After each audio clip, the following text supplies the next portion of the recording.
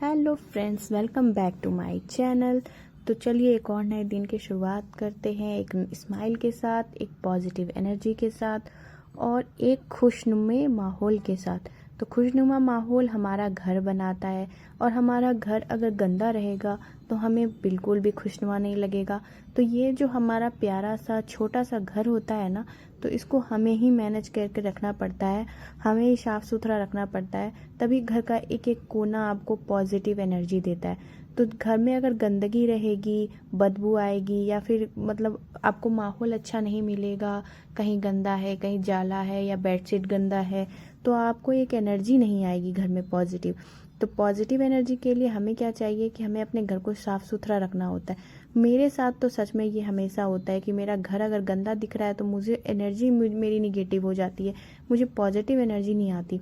तो positive energy के लिए क्या करना होता है कि पॉजिटिव एनर्जी में सबसे पहले आपको अपना घर साफ़ रखना होता है, अपने आसपास का वातावरण, अपने आसपास का माहौल साफ़ रखना होता है। तो उसके लिए आपके घर में अगर नौकर है, मेड है तो ठीक है, लेकिन थोड़ी मेहनत तो हमें करनी ही होती है क्योंकि वो तो एक टाइम आते हैं और करके चले जाते हैं। लेकिन उसके बाद अगर हम अपने घर को गंदा रखते हैं तो हमें ही अच्छा फील नहीं होता, हमें ही पॉजिटिव एनर्जी नहीं मिलती है।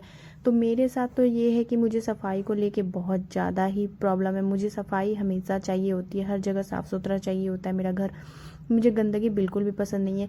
तो इसलिए मेरी जो मेड थी ना वो बहुत ही बदमाश थी, मतलब बदमाश क्या बोलूँ, काम के मामले में ना एकदम बिल्कुल भी काम नहीं करना चाहती थी। मैंने उसे कई बार बोला कि इधर गंदा है, उधर गंदा है, आप इस तरफ साफ़ किया करो, मगर वो उसका दिमाग ही नहीं लगता था। उसका दिमाग तो ऐसा था ना कि बस काम करना है, पैसा लेना है। तो मैंने उसको हटा दिया। फिर मैंने सोचा कि मैं दिन भर घर में रहती हूँ तो फिर मैं मेड क्यों रखूँ, मैंने खुद से ही करना स्टार्ट किया। जब मैंने खुद से करना स्टार्ट किया तो अब मुझे मेरा घर बिल्कुल साफ़ सुथरा लगता है, क्योंकि आप अपने घर को अपने हिसाब से सजा के रखते हो, अपने हिसाब से साफ़ सुथरा रखते हो। आपको कहीं गंदगी दिखती है तो आपको ये नहीं लगता कि नहीं मेड आएगी तो उसको बोलना है, आप खुद से ही कर सकते हो। तो मेरे साथ क्या है ना कि मैं थोड़ा सा मेहनत करती हूँ, लेकिन मैं अपने घर को अपने हिसाब से साफ़ सुथरा रखना चाहती हूँ, ताकि कहीं भी बैठो तो हाथ में गंदा नहीं, पैर में गंदा नहीं, कहीं कुछ भी गंदा नहीं लगे। तो चलो अब आगे की बात करते हैं। तो आज है मेरा डॉक्टर का अपॉइंटमेंट, 3 महीना कंप्लीट हो चुका है। डॉक्टर ने मुझे 3 महीने का दवाई दिया था और 3 महीने की मतलब मेडिसिन दी थी। तो मुझे आज मतलब 3 महीना कंप्लीट हो गया है, तो आज मुझे डॉक्टर के पास भी जाना है, इसलिए जल्दी जल्दी भी थोड़ा काम कर रही हूँ, वरना मैं रिलैक्स होकर थोड़ा धीरे धीरे अपना एंजॉय करते हुए काम करती हूँ। तो काम फटाफट से हो जाता है और मतलब थकान भी नहीं होती। लेकिन हाँ, कहीं जाना रहता है ना तो दिमाग में ये टेंशन लगा रहता है, अरे जाना है जाना है, जल्दी काम खत्म कर लो। आपके साथ भी होता होगा शायद, ये सबके साथ होता है कि जिसको कहीं जाना होता है, जब हमें कहीं बाहर, तो दिमाग में ये लगा रहता है अरे जल्दी जल्दी काम कर लेती हूँ, बाहर भी जाना है, बाहर भी जाना है। तो इस वजह से मेरे साथ भी आज यही हो रहा था कि शाम को मेरा डॉक्टर का अपॉइंटमेंट था, तो मैंने सोचा जल्दी जल्दी से काम ख़त्म कर लेती हूँ क्योंकि डॉक्टर के यहाँ भी जाना है।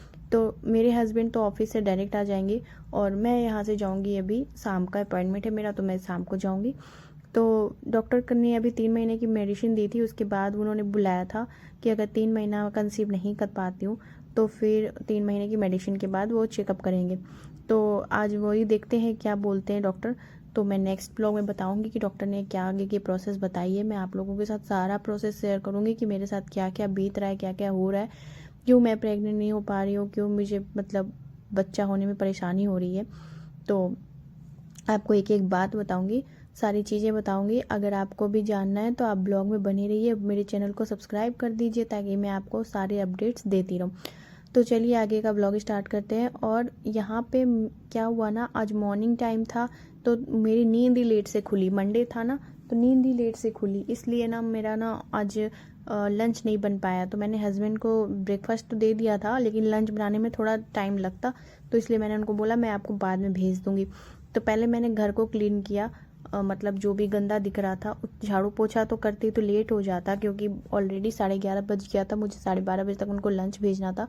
तो इसलिए मैंने जल्दी जल्दी यहाँ पे दाल चावल चढ़ाया, क्योंकि जब भी मैं लंच भेजती हूँ लेट से ना तो मैं दाल चावल ही बना देती हूँ, क्योंकि रोटी सब्ज़ी तो सुबह दे ही देती हूँ, अगर सुबह लंच बनाती हूँ तो गर्म जाता है अगर लंच, तो दाल चावल दे देती हूँ। यहाँ मैं जो भी वेस्ट पानी रहता है ना चावल दाल का धोया हुआ, तो वो मैं इस तरह से प्लांट में डालती हूँ। मैंने आप इसका शॉर्ट्स भी डाला था, मैंने आप लोगों ने अगर देखा होगा तो, मेरे सब्सक्राइबर ने।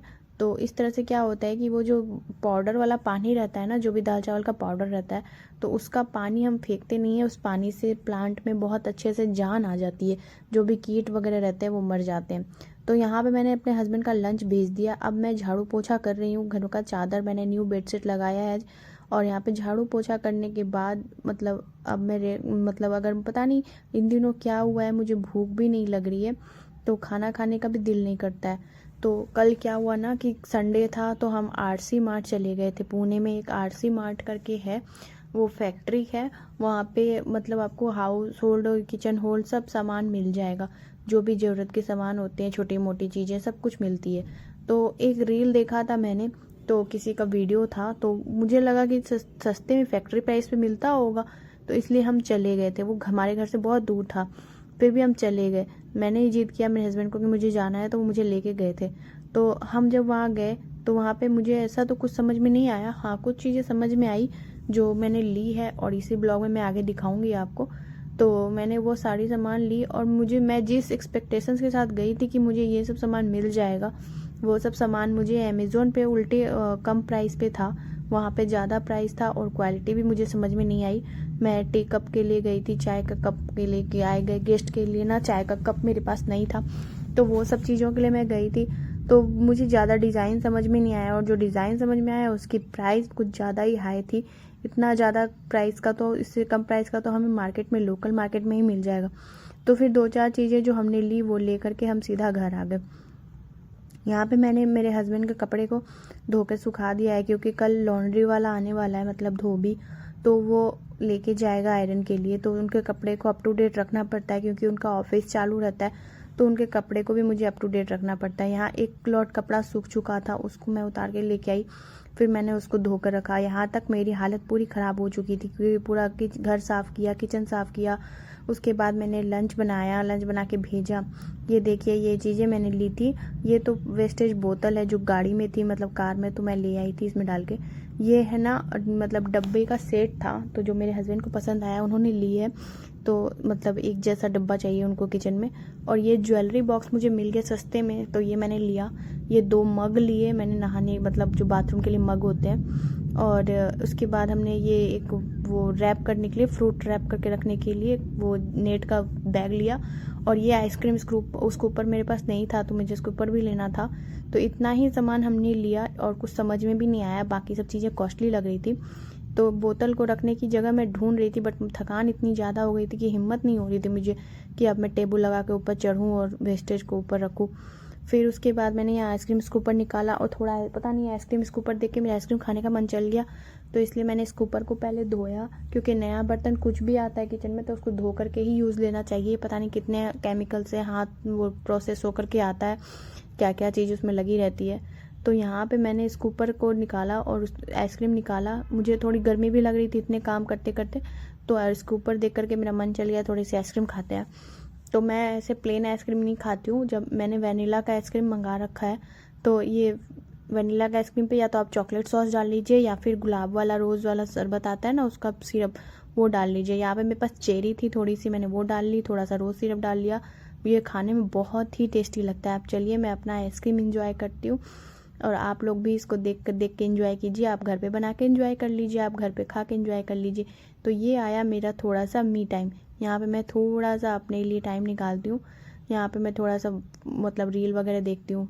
फिर मैं थोड़ा सो गई थी, फिर उठी तो मैंने फेस पैक लगाया, क्योंकि गर्मी के कारण थोड़े से पिंपल्स आ रहे हैं चेहरे पे, तो इसलिए मैंने नीम का फेस पैक लगाया, हिमालय का।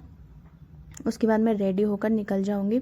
अभी यहाँ पे मैं रेडी हो गई हूँ, मेरे हस्बैंड भी उधर से निकल गए हैं, तो हम डॉक्टर के यहाँ पहुँचेंगे और नेक्स्ट ब्लॉग में आपको अपडेट करेंगे कि डॉक्टर ने क्या बोला है। तो नेक्स्ट ब्लॉग में ही आपको पता चलेगा। फिर यहाँ पर हम घर आ गए थे, डॉक्टर को दिखा के। मैंने रास्ते में ब्लॉग नहीं बनाया। जब घर आए तो भूख लगी तो मैंने यहाँ पे गार्लिक ब्रेड बनाया और चाय चढ़ाया, फिर हम लोगों ने ये खाया, फिर मैंने डिनर बनाया और हम खाकर सो गए। अगर आपको मेरा वीडियो पसंद आता हो तो मेरे चैनल को प्लीज़ सब्सक्राइब कर दीजिए, और वीडियो को लाइक कीजिए एंड शेयर कीजिए, और खूब